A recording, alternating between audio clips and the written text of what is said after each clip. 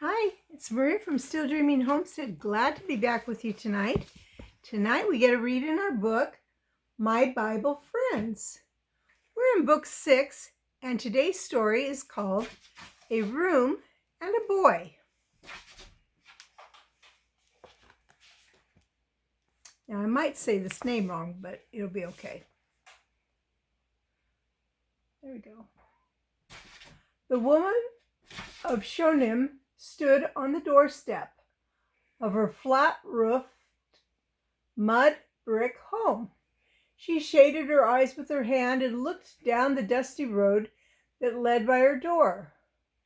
Prophet Elijah and his helper may come this way, she said to her husband, the man of Shunem, who was sharpening his sickle under an olive tree.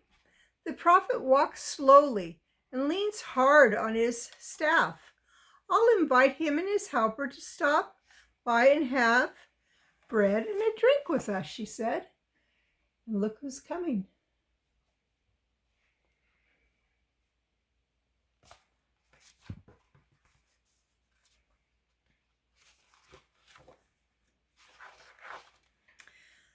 The prophet Elijah thanked the woman of Shoshem for the bread and the drink.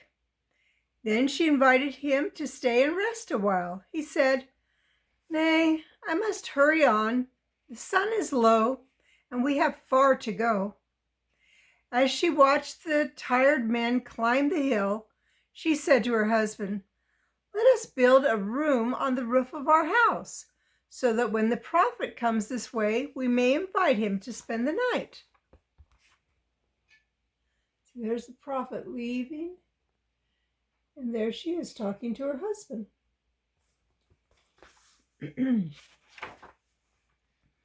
Brick by brick, with mortar between, the man and the woman built a room on the roof of their house. The bricks were made of mud and dried in the sun, brick upon brick with mortar between, until the walls were just the right height. Then a flat roof they built over the room, and at last a stairway leading to it all.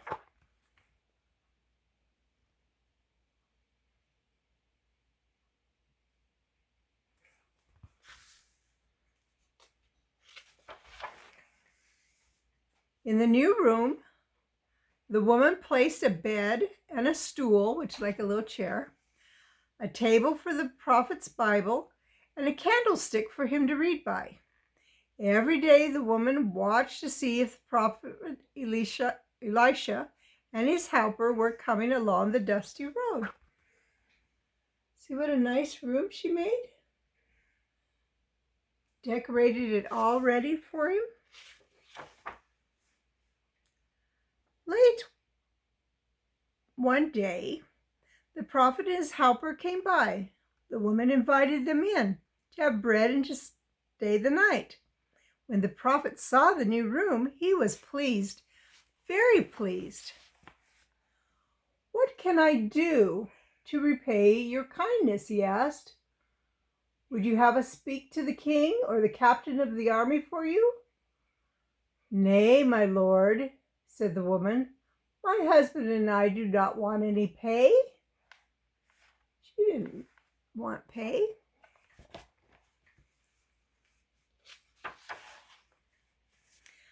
But the prophet Elisha wished to do a kindness for the woman and the man because of their kindness to him. What could it be?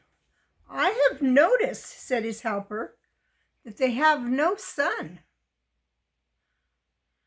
When the woman again stood at the door, Prophet Elisha said, "We shall pray to God, and this time next year he will send you and your husband a baby son." The woman was pleased. She was very pleased, because they didn't have a son.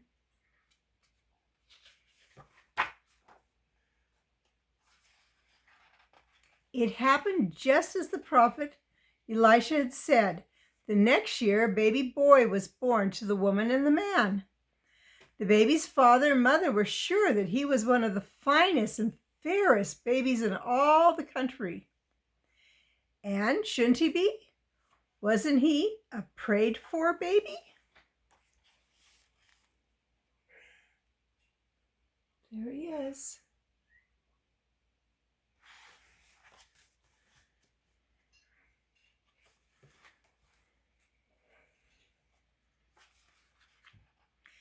As the baby grew to be a boy, he and the prophet Elisha became good friends. Now it was the boy who watched the dusty road to see if the prophet and his helper were coming. "He's coming! Prophet Elisha's coming!" he would shout and race down the road to meet him. From there to the mud brick house, the prophet had double help in walking, his staff on one side and the boy on the other.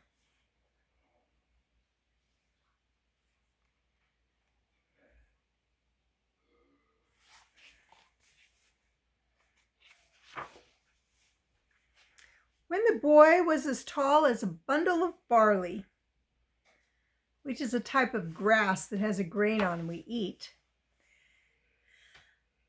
he begged to go to the harvest field. He couldn't cut grain with the sharp sickle, not yet, but he could pick up the grain that the reapers cut. And he did. The sun shone hot, very hot on his head. Suddenly he dropped his armful of grain. My head, he cried. "Carry the boy to his mother," the man said to a young helper. The poor boy.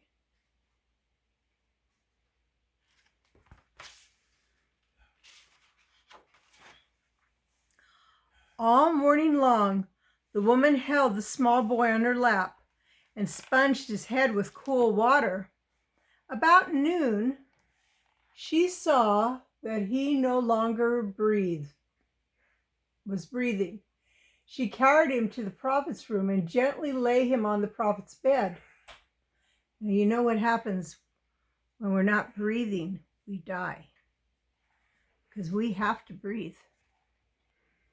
She called to her husband, "Send a young man and your fastest mule. I wish to ride to the prophet's house," she said.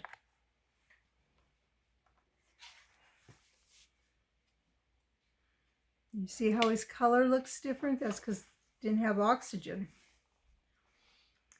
The woman saddled the donkey while the young man saddled another. "Ride fast," said the woman. "Ride as fast as you can."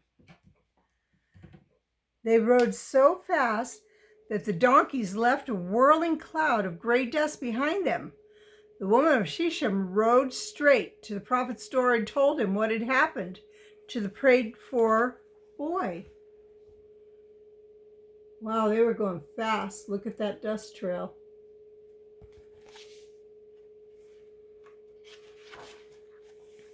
Prophet Elisha went to the door with the woman. He climbed the stairs to his room. He opened the door, and there on the bed lay his little friend. His eyes were closed, his cheeks were pale, his hands were cold. "Dear Lord," prayed Prophet Elisha, "show me what to do to make the boy live."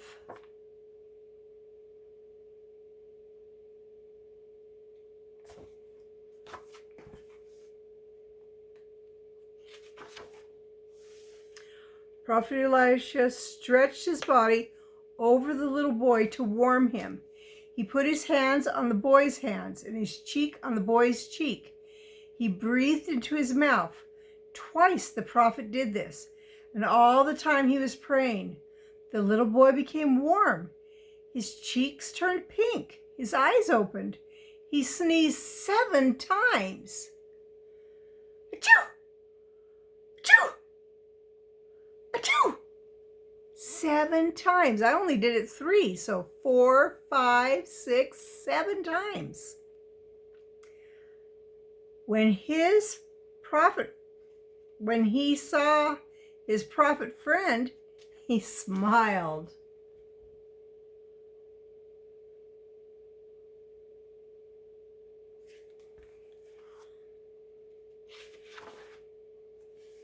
Prophet Elijah sent for the boy's mother.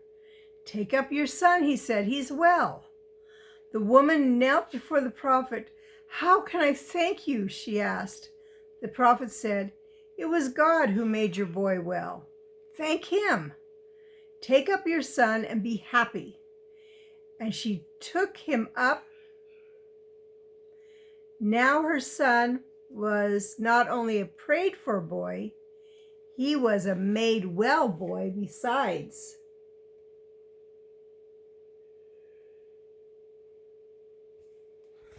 Wow, that was a real miracle. That evening, we see the woman sitting on the doorstep of her mud brick home, holding close her made-well boy. The man joins her and points to the room on the roof. "We thought to do a kindness when we built the room, but the kindness has come back to us twice over." "Kindness always comes back," said the woman. "Kindness comes back," whispered the sleepy boy. And that's true. That's very true. When we do something kind for someone, they usually will treat us kindly back. And if not them, somebody else.